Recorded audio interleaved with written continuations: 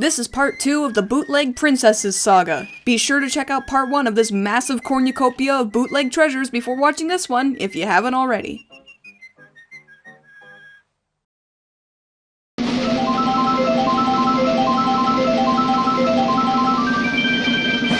Have fun, LewToons!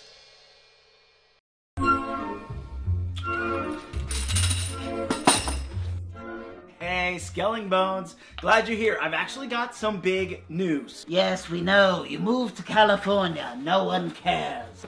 That was harsh. What are you doing over there? I'm packing. As dumb as you are, your big life change has inspired me to make one of my own. Oh yeah? What's that? Taking the Reaper exam. Can't stay around here as a lowly Shinigami torturing you forever, can I?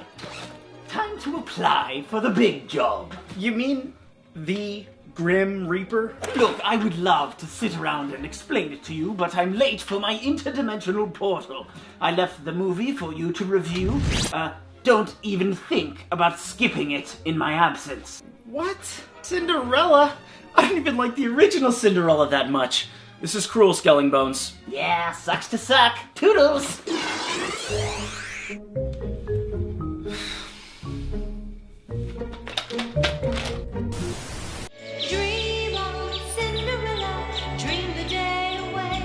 So in we go to another Good Times classic.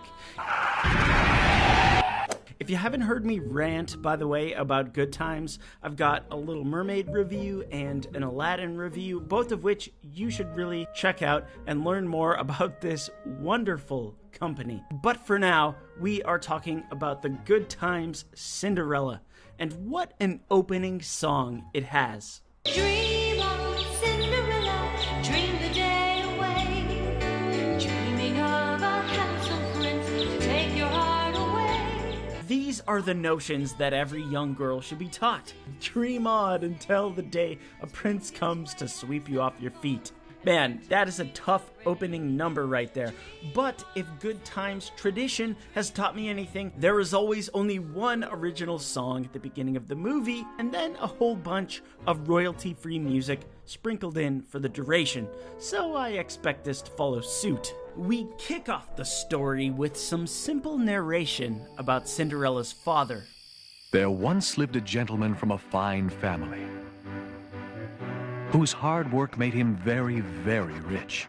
Whose life had made him very rich, and also had given him these crazy eyes. The narration continues. Not only was he blessed with a loyal and loving wife, but a most attractive daughter. Okay, no, wait, no. Okay, just stop. That's how the daughter is described? Attractive? No! I have sadly seen a lot of Good Times movies, but this is just too weird. A most attractive daughter? Paired with this look? Okay, so we are off on the wrong foot, but this thing can still be saved, so let's move forward. We hear the ins and outs of Cinderella's circumstance, her mother dying, and her father later getting married to a new woman who looks not unlike an actual witch. I should, though, take this moment to tell you guys that Lady Tremaine from the original Cinderella Disney movie is my most feared and nightmare-inducing villain of all of the Disney movies. I was terrified of her as a kid, and still to this day, she's the most haunting villain I can think of. You know, subjective, of course, but back to our Cinderella. The stepmother arrives, and in tow are her two evil stepdaughters who don't look evil at all and would never do any weird mouth gestures. And thusly, Cinderella is left with the stepmother and the stepsisters forced to wear old ratty clothes and do all the chores, all the classic Cinderella stuff, until, as the story goes, she is visited by her fairy godmother, who promises to help her out and give the evil trio their comeuppance, which, if you ask me, is well-deserved based on stuff like this. Aw, too bad Cinderella can't play with us. Somebody has to do all the chores. That's not funny! Meanwhile, we venture over to the castle to meet the prince, who is every bit the charming and wonderful character we would hope for. Wealth isn't important to me. So we learn they are going to put on a grand ball to assist in finding the prince a bride, and the stepmother has got her invite, though she disallows Cinderella to attend. And come the night of the ball, Cinderella does her best to help her sisters get ready for the event. It's the chance of a lifetime, a chance to begin anew, a chance to capture the heart of a prince and make your dreams come true. Oh, wow, they're actually doing a musical number in the movie, but who's supposed to be singing right now? It kind of sounds like the voices of the sisters, but it's more of just some kind of omniscient narrator. I guess the characters don't actually sing in the movie. The pretty young ladies are ready to dance, but no one will give Cinderella a chance. It's hard to make heads or tails of this song, really, but towards the end, Cinderella actually does some in-world singing, but also leads to one of the most awkward song endings of all time. I missed my chance of a lifetime, I missed my chance for romance. All my dreams have turned to dust, I never had a chance.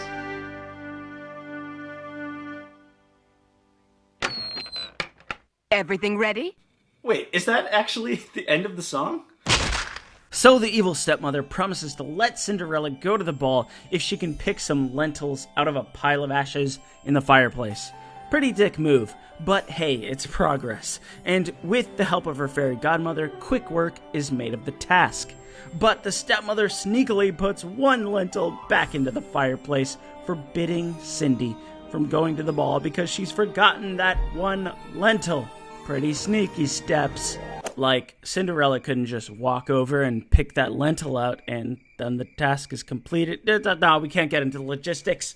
Okay, so stranded at home and drowned in sadness, Cinderella's fairy godmother appears and uses her fairy magic to create a magical carriage and a magical dress for Cinderella to wear out to the ball. And with these wonderful improvements, she is off to the dance, looking like $1,000,000. One last thing. You must not remain at the ball beyond midnight.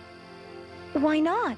If you stay a moment longer, the charm will be broken and everything will change back to its old self.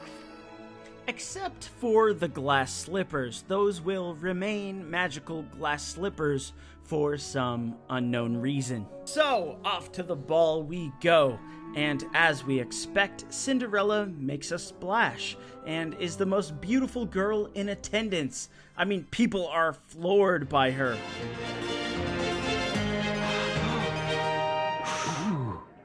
Huh?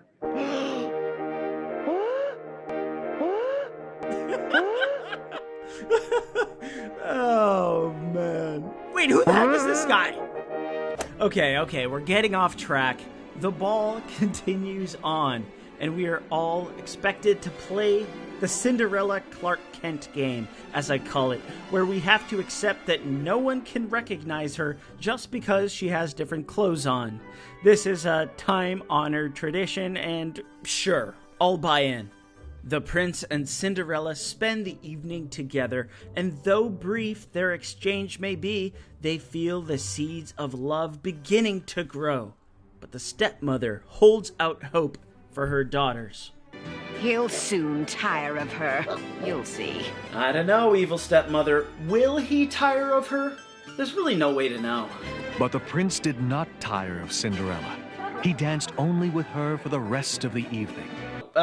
Okay, thanks, mid-film narrator. But as we all know, their night is cut short when the clock strikes midnight. Cinderella bolts out of the party, managing to escape before her charade is exposed, with the only trace of her left behind being a single glass slipper, which I still maintain should revert to a normal shoe.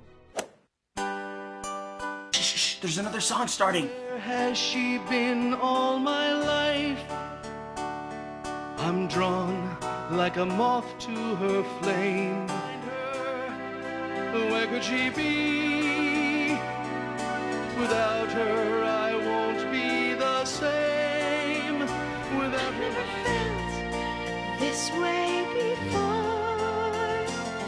Afloat in a sea of moonbeams.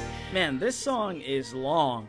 Like, for real. It's literally 3 of the 45 minutes of the movie. But you know what? I'm gonna give Good Times its due props. 3 original songs? Albeit not amazing songs, but kudos to Good Times for putting original songs into their movies. Keep at it. Oh, Good Times isn't a thing anymore? Okay. Rest in peace. Okay, now let's see if the prince can find his beloved. The search for the beauty from the ball begins. Let it hereby be known that the royal prince requests all single ladies, single ladies, single ladies, single ladies. Now put your hands. I actually spent time editing that. So, with a glass slipper in hand, the prince will not stop until he finds the owner of the shoe. And though it is widely likely that many women, in fact, have the same size feet as Cinderella, we all know how it goes. Failure after failure after... Wait, what the f... After failure until she starts singing through the chimney. I've never felt this way before. Louder! Afloat in a sea of moonbeams. Could this be love? But in the end, the slipper fit, they were soon wed, and lived happily ever after.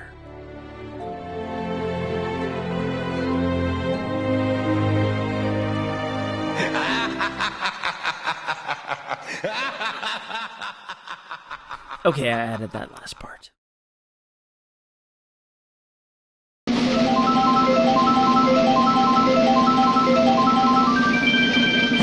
Good on you, Jojo talks too much.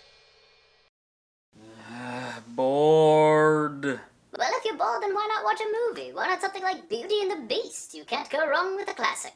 You know what, Ognert, my friend? That is an excellent idea. It's good to me to say the very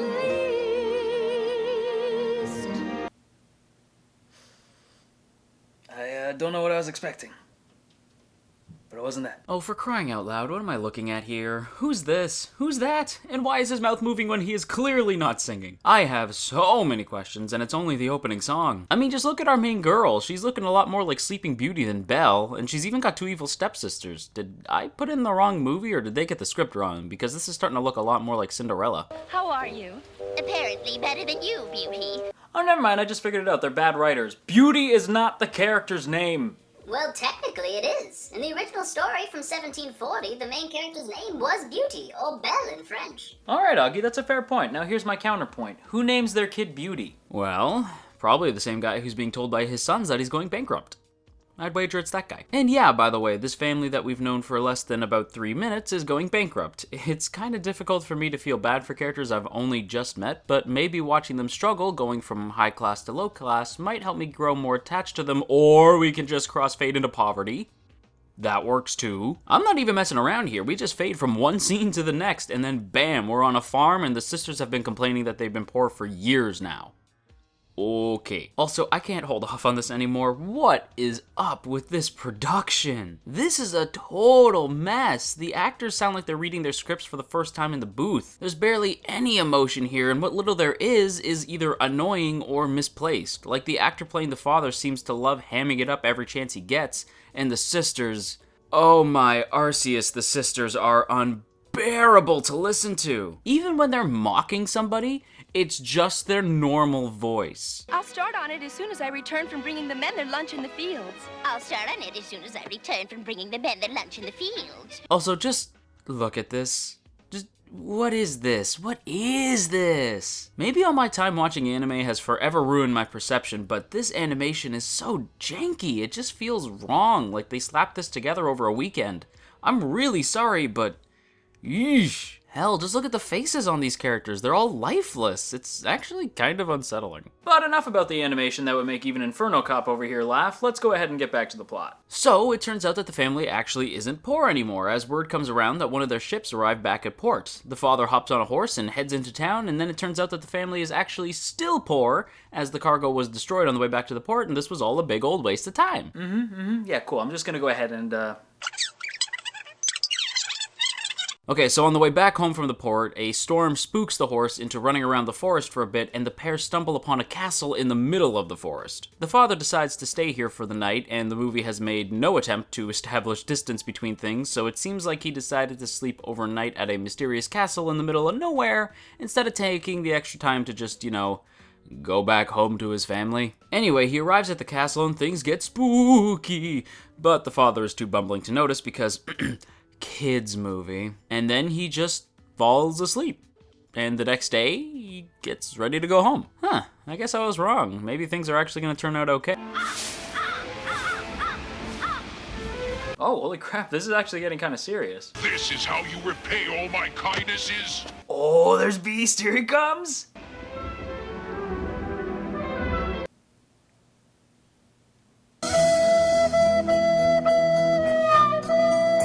What did you do to Beast? Look at him. He looks like a McDonald's toy version of Beast that Sid set on fire. What happened?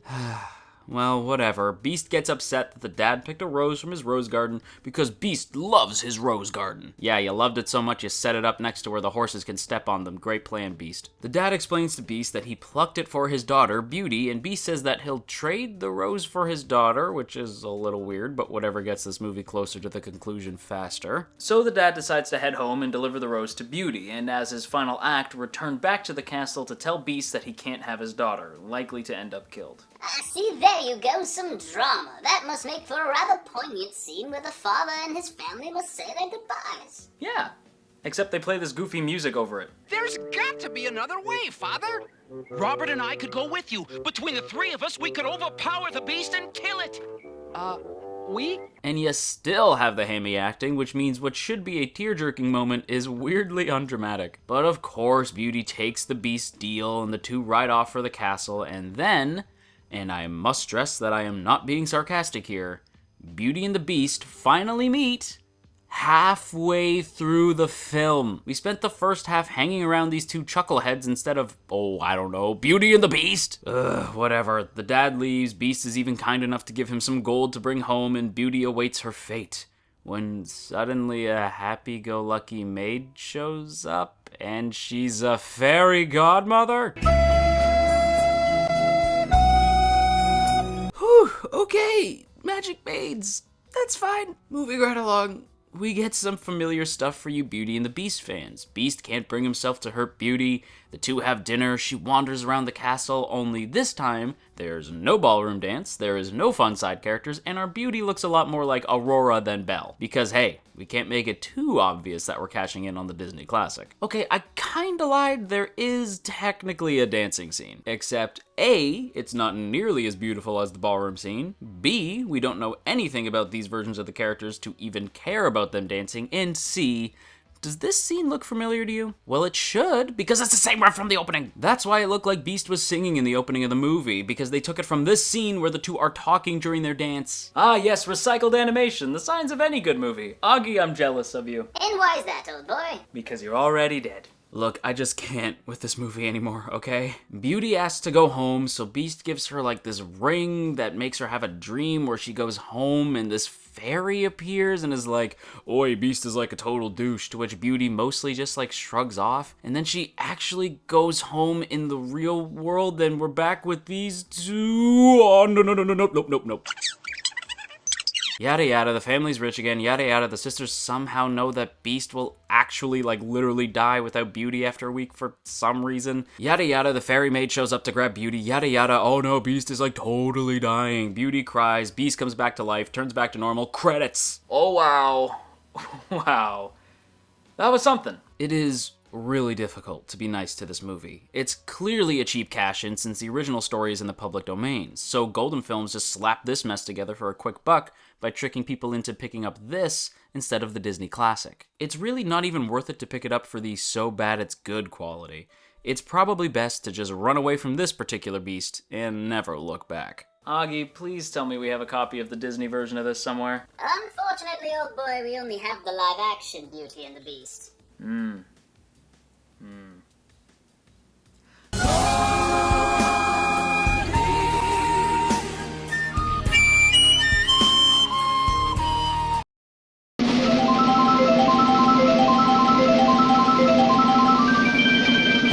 Godspeed, Anime America.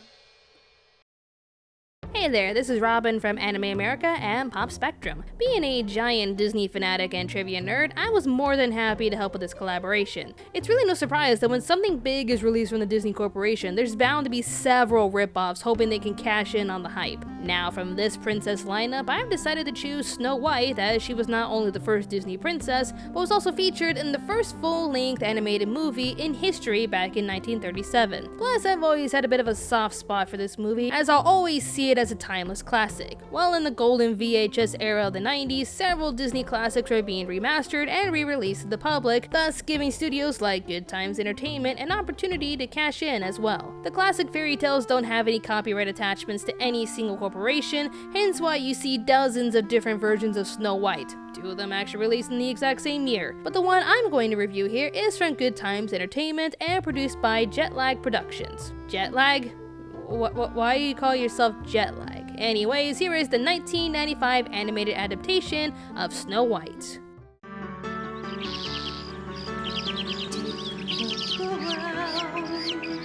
Okay, the intro just screams straight to VHS schlock as we're treated to a generic opening with an even more generic song. At the center of each life, a loving family.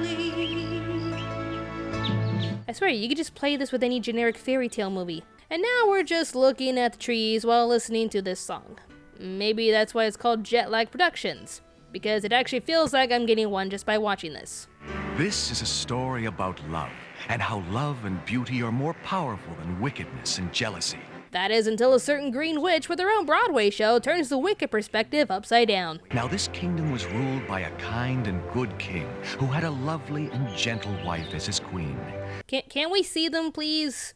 There's nothing but grass and dirt here. The tiny kingdom glowed in the magic of their love. Quite literally, is this a magical or nuclear kingdom? And they had a daughter who was the most beautiful child the world had ever seen, and they called her Snow White. She actually looks a lot like Hotaru from Sailor Moon here. Got the purple dress and exact haircut. We are then introduced to the evil queen, who was told through narration that she is a wicked soul who is only happy when she is staring into one of her mirrors. And when the good king perished while fighting a war in a faraway land, the new queen did not shed a single tear. And then she decides to shut off the glowing effect. Even an evil queen can tell you that's not natural. Well, like with any other Snow White story, the queen asks her magic mirror who is the loveliest woman in the kingdom, to which he says it's now Snow White, for her beauty thrives both outside and in.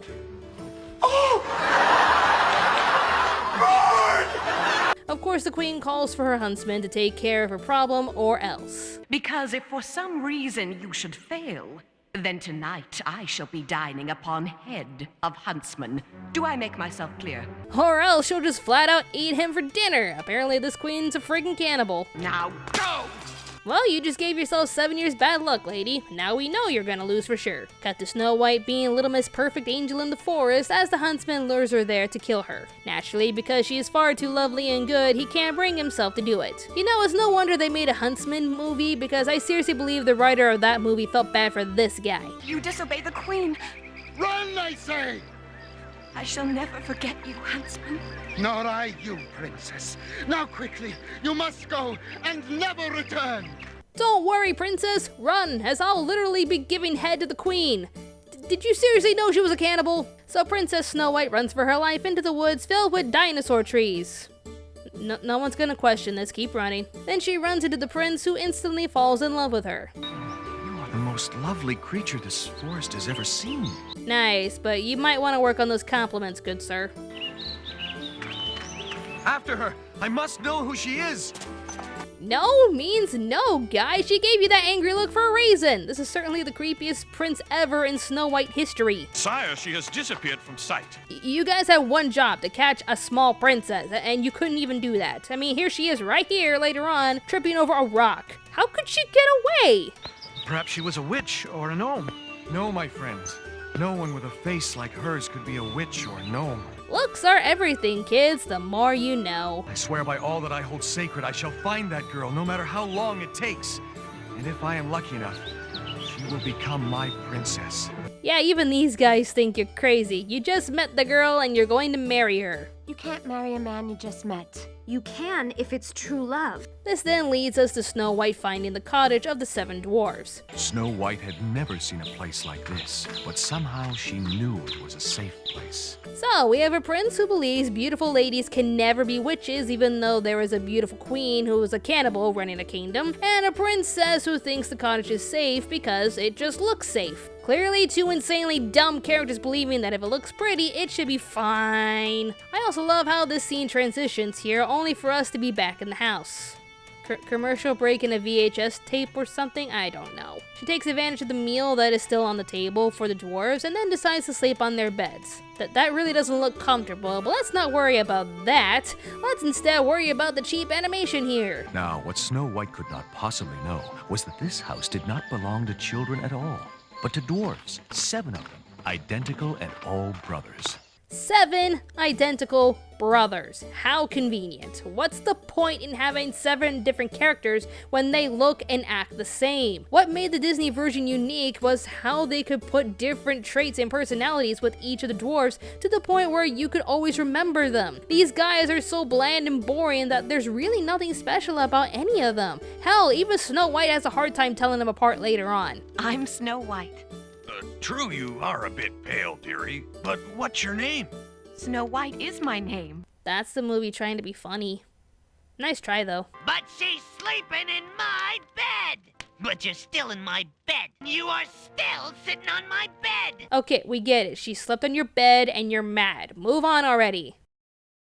On my bed. Oh my god! The dwarves hear her plight and decide to let her stay as they vow to protect her from the evil queen. And how do they protect her, you ask? They leave her alone in the cottage while they go to work. Smart thinking there. I'm sure 1 or 2 of them could have stayed behind, but nope. All 7 of them leave to go to work. This then gives the queen the advantage to kill her by her own hands. No one in the entire kingdom will be more beautiful than I. No one! Well, that can't be good for your spine there, lady. So without any explanation at all, and while Snow White decides to sweep the grass, you keep doing that, the evil queen zaps into the area. Literally. Disguised as a harmless old lady. She tricks Snow White into trying on one of her laces, only to use them to choke her until she passes out. A family picture! Try teaching your kids you can't revive someone so easily after you choke them to death. Remember, kids, Snow White and Kenny came back to life, but that doesn't mean you will. Thankfully, this is a magical lace, and she instantly wakes up after the dwarves remove it. They tell her to stay inside and don't trust any strangers since she could be easily tricked by the evil queen. She promises to be more careful from now on, only to have the exact same scenario happen in the next scene. But first, a musical number. Hip, hip, hooray, another working day. Hip, hip, hooray, singing all the way. Well, we can't necessarily sing hi-ho, but singing a military chant called Hip Hip Hooray is close enough, I guess. This actually sounds like a song a grade school would write up for a school project. I'm telling you, Tadpole, one of us should have stayed at home to protect her. Nah, really? You think? We can't guard her every minute of the day. She must learn to take care of herself. Our method to teach her how to be more responsible is perfect plot fuel. Plus, how else will kids learn how to never ever talk to strangers even though the princess is going to marry one? think about it. Once again, Snow White is outside when she should be staying indoors as the queen arrives yet again, disguised this time as a poor old man. She's skeptical at first, but decides to trust him, which yet again puts her into a deep sleep through a poisoned hair comb. Okay, you'd think that the queen would at least stay to make sure she's dead, or at least stab her, or because she's a cannibal, she could just eat her heart out right then and there, but I think we all can agree that everyone in this movie is an idiot. Plus, she's got better things to do, like picking up a new hobby, being a cougar. While this scene is pretty pointless, it's fun watching how petty and jealous the queen is when the prince speaks of Snow White's beauty rather than hers. Either I shall find my love, or I shall die trying. Just met the girl and it's true love, a fairy tale logic that was completely fine back in 1937, but even current retellings are spicing it up a bit. Then again, what am I expecting from a 1995 VHS cash grab? Well, lather, rinse, repeat. The dwarves are able to awaken Snow White by removing the comb from her hair. Once again, they tell her to not talk to strangers, she says she'll be more careful, and the queen finds out again that she's still alive. I know these sequences are featured in the original fairy tale, but even the 1937 version made some changes. Fool me once, shame on you, fool me twice, and I should seriously have trust issues now. Hell, this movie is really telling us to never ever trust anyone. Not the elderly, and not even a sweet child, as the queen's third attempt is her disguise as a little girl selling apples. Snow White is trying her best to resist her, but oh no, the little girl is crying and guilt-tripping her. Well, she can't say no now, so she eats the poison apple and falls into a deep sleep. The queen leaves thinking she has won and quotes the moral of the story. You should have listened to your 7 little friends, Snow White. Never talk to strangers, not even if they're children. Like I said, kids, don't trust anyone. Ever! Stay on social media and never leave the house. No shock to the dwarves, they find Snow White on the ground and try to revive her. Her comb! Take out her comb! What comb? There is no comb! Then the laces! Cut loose her laces! There are no laces! Can we at least pull a Chobits and check down there? Yeah, even a movie featuring a cannibal queen and a stalker prince, that's going a bit too far. The dwarves arrange a funeral for their lost princess, as coincidentally, the creepy prince finds her. What has happened? How did she die? It was the work of that sorceress, the evil queen. May I take her with me? Okay! I know the kids watching this won't think anything bad from that, but I think the parents now think the prince is a necrophiliac. Like, what the hell do you mean by take her with me, dude? I will take her back to my palace and pay any price to the one who can revive her. I mean, come on guys, haven't you ever heard of Reanimator? Well, in a strange twist, it's not a kiss that breaks the spell, but a simple Heimlich maneuver does the trick. For a movie harping about true love, you'd think it would feature true love's kiss, but I digress. Where am I? In the arms of the man who would be your husband, my love. Run away, Snow White! This guy keeps getting worse and worse! At least the 1937 version has Snow White crushing on the prince, but the last time Snow White interacted with this guy ended with an angry glance and 2 men chasing after her. Your parents never taught you how to talk to women, did they? Well, it's good enough for her, I guess, as she decides to marry the prince. The queen asks the mirror one more time who's the loveliest of all, only to hear that Snow White is the lucky bride marrying the prince. Bitch, I will end you! Yeah, because the mirror had enough of her attitude, it decides to seal her within itself for the remainder of her days. And so everyone else lives happily ever after. Well, that was a thing. Of all the Snow White adaptations I've come across, this one's definitely one of the weakest ones. Though I wouldn't say the animation was that bad, it's still pretty lazy, especially when they just copy and pasted all the dwarves. The changes they made were odd, as they make the characters weird, dumb, and downright questionable. A queen who threatens to eat people's heads, an obsessed prince trying to marry his princess with or without her consent, annoying dwarves who couldn't bother protecting a young woman constantly being threatened in their own house, and pretty much the dumbest Snow White ever written, especially when you compare her to the 1937 version. How is that even possible? This is downright a forgettable version of Snow White, even with a cannibal queen. But if I were to suggest a few other renditions of this classic story, it all depends if you want animated or live action. It seems there's not too much variety in the animation department, since a good chunk of them are pretty bland and cheap. So I'll always recommend the 1937 movie, as it is the most polished version that is also a staple in animation history. history. Still, if I'm allowed to suggest other creative versions, check out the 1993 version where it's actually a sequel called Happily Ever After, where the evil queen's brother vows vengeance against our newly engaged couple, and he's actually pretty threatening. Plus, we get some adorable dwarves that just happen to be the Seven Dwarfs' cousin. Plus, it has some of the most talented stars voicing the characters such as Dom DeLuise, Phyllis Diller, Carol Channing, Zsa Zsa Gabor, Ed Asner, and Malcolm McDowell. If you're looking for a live-action adaptation, I usually go for the ones that I think brought a little something different to the table while also being entertaining. With that in mind, I recommend Mirror Mirror starring Julia Roberts, Nathan Lane, and Lily Collins,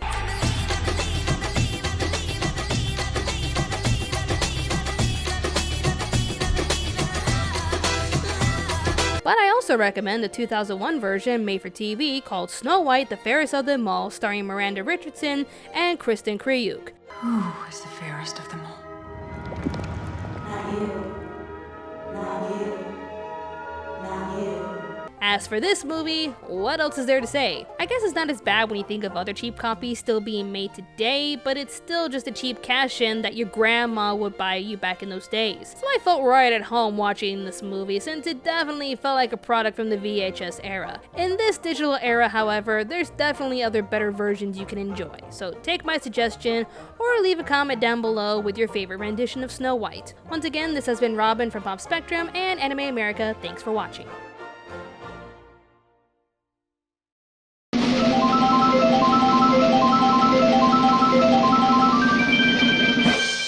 Go on, Time Lord 1452. Hello people of the Earth, stars, Venus, and Mars. My name is Time Lord 1452, and thank you so much to EyeofSol for the opportunity to collab on her channel. Like the other reviews before, or after, where am I on this list? I'll be reviewing a mockbuster Disney movie, which in this case is the migraine-inducing bore that is Aladdin.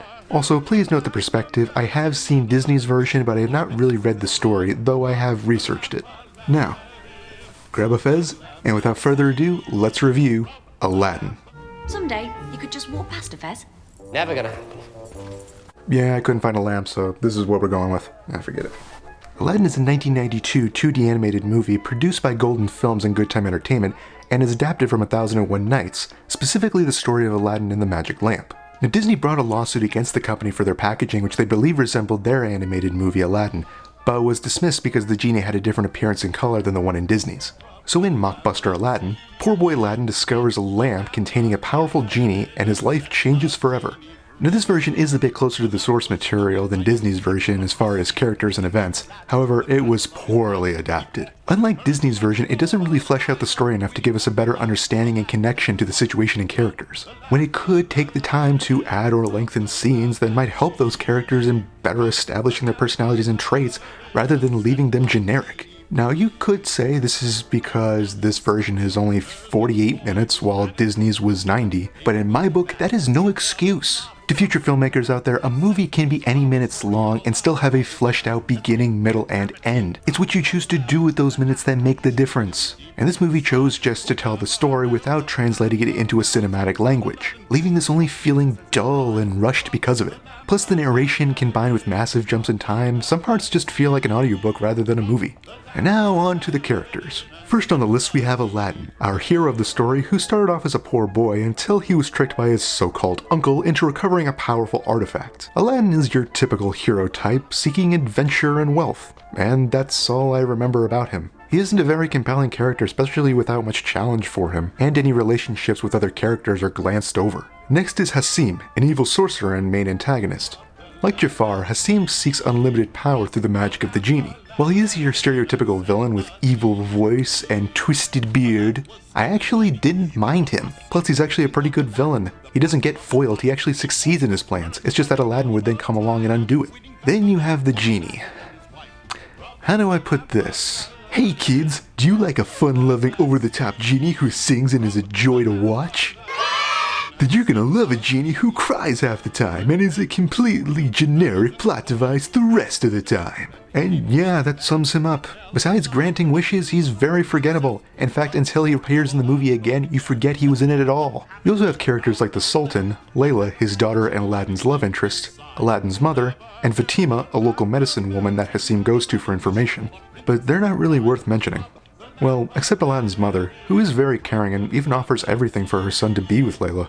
The big problem that every character, besides Aladdin's mother, has is none of them have an arc. They have no real internal struggle or conflict that they end up overcoming at the end. And of all the characters, Aladdin the hero should have an arc. He needs to grow, but not just in wealth. As for performances, the voice acting is to no surprise not A-list quality, with the protagonist's voices having no energy, while the antagonist's voices sound more theatrical and over the top. The other thing is that the line delivery in this movie sounds so awkward. Either one, it's due to poor acting, or two, they drew everything first, got the vocals, and then weirdly spaced out those vocals to sync it up. Hell, it could be both. Although this is a 48-minute mockbuster, so acting should be of no surprise. Speaking of something that I said should be of no surprise is the reason I said this movie was migraine-inducing.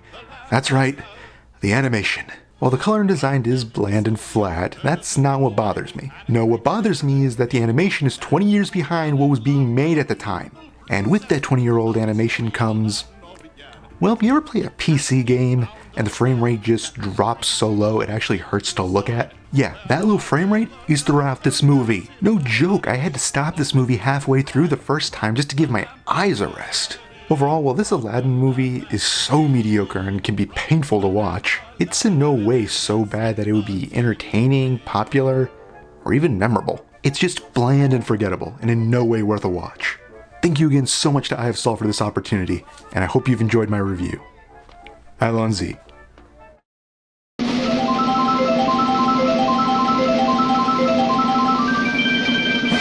Here it comes, Shadow Streak.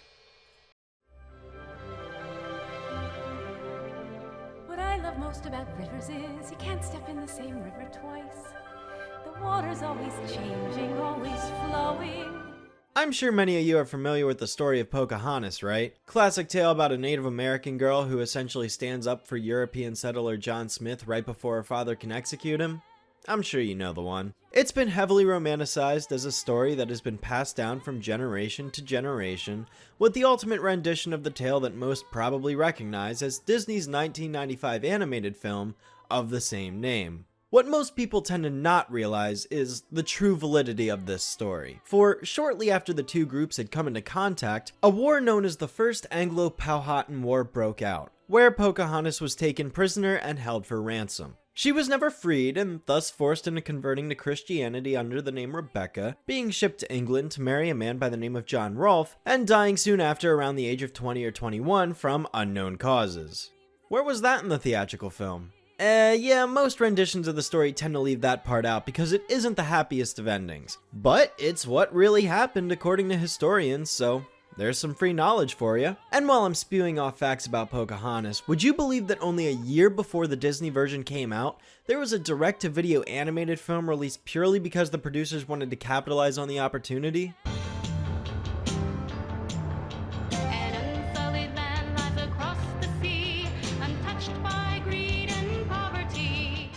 Headed by Japanese film director Toshiyuki Hiruma, Pocahontas aims to retell the exact same story as mentioned above in a far less glamorous and more down-to-earth representation. This mid-90s direct-to-video rendition was released under a company known as Jetlag Productions, with distribution of the movie handled by Good Times Entertainment. You might recognize their work from some of their other notable releases, such as Cinderella, The Jungle Book, Sleeping Beauty, The Hunchback of Notre Dame, Hercules, and Snow White. I think you're noticing the trend here. This film was definitely made just to capitalize on the Disney hype that was present around the time of release, because let's face it, if it weren't for the Disney version, people probably wouldn't look at this movie on the shelves and feel compelled to buy it. This feels like one of those films in elementary school where your teacher says you're going to be watching Pocahontas in class on Friday and you get really excited all week long because you get to watch a Disney movie in school instead of doing work, and then you hype it up every single day until it's finally time to sit down and watch the film, and then you get really confused and disappointed because it's not what you thought it was going to be, but rather just this cheaper, less exciting version instead. You know the feeling, right? Right. Compared to the Disney version, which is clearly superior, it's suffice to say that this film doesn't even stand a chance by comparison. But when it comes down to it, could this movie at least be deemed passable? Well, let's just give this film a look-see, shall we? I mean, it can't be that bad, right?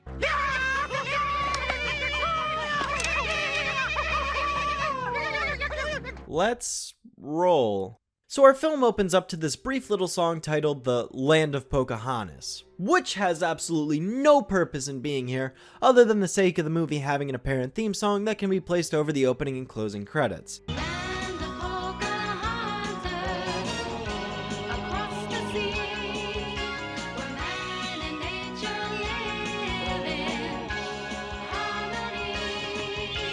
I won't deny that the song got stuck in my head once or twice, but when compared to the events of the rest of the movie and everything that takes place, it just feels so out of place. I guess it's worth noting that this film goes by two different names, Pocahontas and The Adventures of Pocahontas, Indian Princess. Regardless of the fact that this film does not capitalize on that princess title in the slightest, this song is essentially painting a picture as if the New World is her land, and that she's the central figurehead of the area, when in reality that isn't very true in the slightest. This prologue is also accompanied by an opening narration that helps establish the setting and premise for the movie, which would be great and all if we could actually hear it. The land where Chief Powhatan and his tribe lived was a land of mountains and lush valleys. It was here that the chief's daughter, Care to speak up? played I can't the hear child. you over the background music. Yeesh, this is Sonic Adventure 2 levels of bad audio mixing. He's fast! Hey, it's not his speed. He must be using the Chaos Emerald to warp the shadow. And so our movie begins with Pocahontas wandering through the woods when she suddenly stumbles upon some newly arrived European explorers whom she refers to as palefaces, which was the term used by Native Americans at the time to refer to the white colonists, so hey, at least the movie gets some credit for being historically accurate. Turns out these Englishmen had just arrived from Great Britain with the hopes to establish a colony, as described in their opening exchange in which they determined their overall plans to construct Jamestown. The two leaders of the colonists, John Smith and his partner Barlow, are introduced during this opening scene, where Pocahontas overhears the discussion and runs back to tell the tribe the news of these strangers' arrival, although not before catching the eye of one of the settlers. You there, girl! Stay where you are! Mr. Barlow, you may be good with the men, but you've got some learning to do when it comes to talking to girls.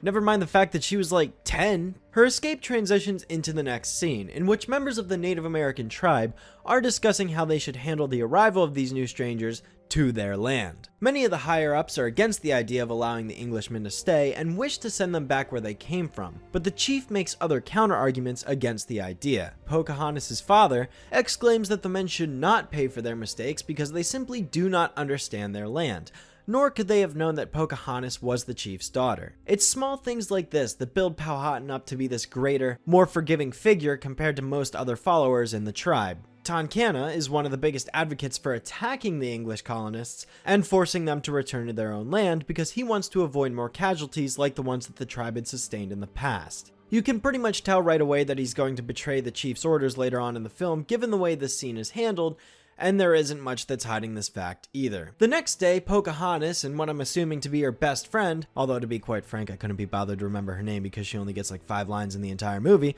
are out picking berries when they end up getting chased by one of the boys of the tribe pretending to be a paleface, to which Powhatan catches and scolds him for doing so. Like the aforementioned girl, this character ends up becoming pointless in the film after this moment because he becomes pretty much irrelevant until the very end, but more on that when we get there. What were you doing before that big-bellied bear attacked you? Picking berries, Father. We'll be back with baskets full of berries. Yes, lots of baskets.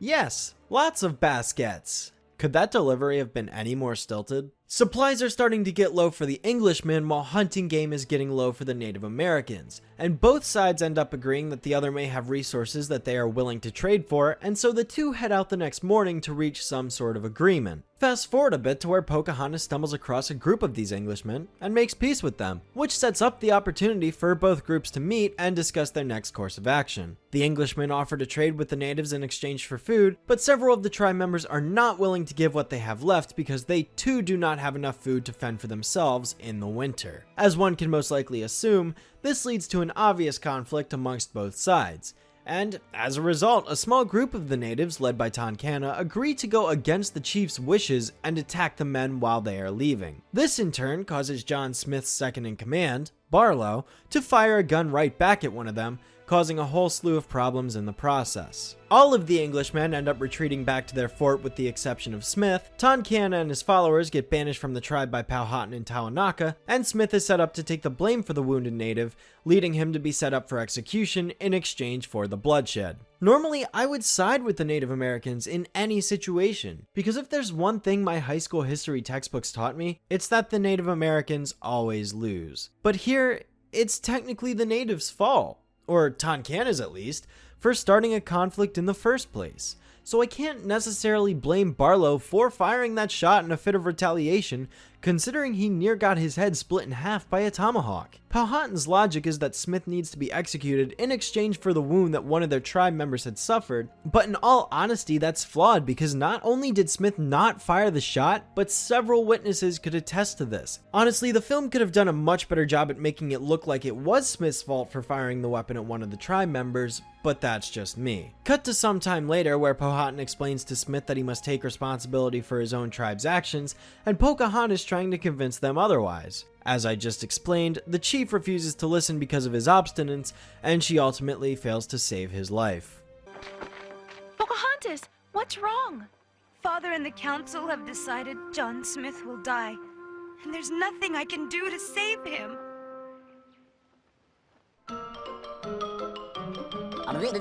That's all, folks. Alright, in all reality everything turns out to be okay. Yes, all hope seems lost seeing that John Smith is going to die and there's nothing that can be done, until that same native girl that Pocahontas was chilling with earlier provides her with a wildly convenient deus ex machina, coming in the form of the law of the tribe. Basically, if Pocahontas claims Smith as her own, she will save him from certain death because nobody could stop her from doing so. What does it mean for one to claim a victim for themselves? I don't know. From what this movie seems to say, he's essentially just forced to remain by Pocahontas' side at all times, and if he attempts to leave the village, he would be killed. But that's all I could really get from it. Next, the second song of the movie plays over a montage of Smith getting along with the village in various activities, such as playing a game of soccer, teaching them new hunting tactics, and telling stories around a fire. This allows even more time to pass within the film, to a point where Tonkanna gets fed up with the European settlers taking away their resources and plans an attack on their fort the following day. At the same time that this is going on, it is also discovered that Barlow is now undergoing a grave sickness and fears he may not last throughout the winter, while several of the other colonists are also wishing to return to England so that they may not suffer the same grave fate. Despite their own instincts making them want to leave, Barlow persists that they stay where they are because they have not yet completed the mission the king had set them out to do. Pocahontas receives word from several other tribe members who had been spying on the English fort and wishes that her father would try to make peace with them once again despite their previous misunderstanding. He agrees so long as Tawanaka is on board with the idea, and they along with Smith head over to meet with him, to which they find he has sustained a leg injury. Tawanaka seems to have accepted death until Smith manages to snap his bones right back into place and get him back up on his feet in no time. This action essentially seals their trust. And the next day, Powhatan allows Smith to leave the village and return to his people to hopefully prove that the natives can be trustworthy. They do just that, and after a brief scare from Tonkanna and his followers,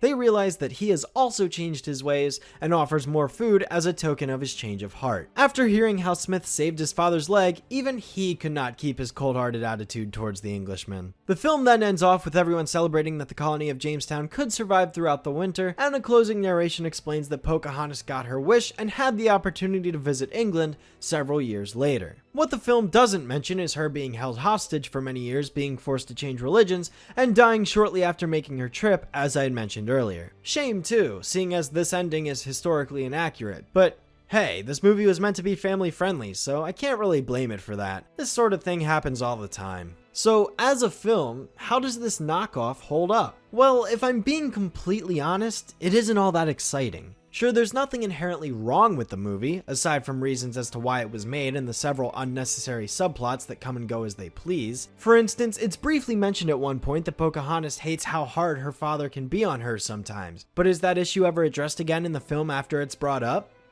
No. The boy that dressed up as a paleface and scared the two girls, who actually goes by the name Nabori, goes unrecognized in the plot because most of his significant actions primarily take place off screen, aside from when he takes the bullet for Pocahontas halfway through the film. He actually should be credited for being the one responsible for convincing Todcana that Smith saved his father's leg, which was the cause for his sudden change of heart during the last few moments of the film. This man essentially saves everyone from starting a war, and he barely gets any recognition for it. The film also seems to be rushed a bit with how fast it speeds by some of the significant events. It's essentially trying to cram things taking place over the course of several months into a 40-minute movie. And while that's certainly been done before, it seems a little too disjointed if you ask me. Some of the time I couldn't even tell there was a jump in the time gap until I went back to watch the film for a second viewing, and I was left utterly confused as to how much time had passed since the very start of the movie. If I were to give this a rating, it'd probably be a 5 out of 10.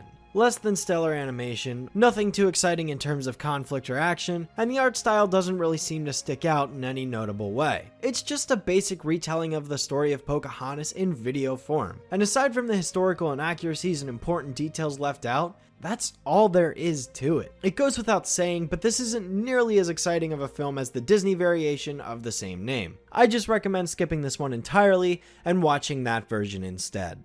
Till next time, Shadowstreak, signing off. Well, that's it. We've finally reached the end of this massive undertaking, and I hope you all enjoyed it on the way. A massive thanks to LewToons, Animat, Cell Specs, Anime America, Jojo Talks Too Much, Time Lord 1452, Fiction Addiction, Professor Thorgy, and Shadowstreak for their awesome contributions. Be sure to check out their channels in the description below and send them some love. God knows we all need it. Hey guys, PIEGUYRULZ here. Sorry I'm late. What movie do I get to review? Oh, Pie Guy. Yeah, sorry, but everyone's done. All the movies have been reviewed. PIEGUYRULZ out.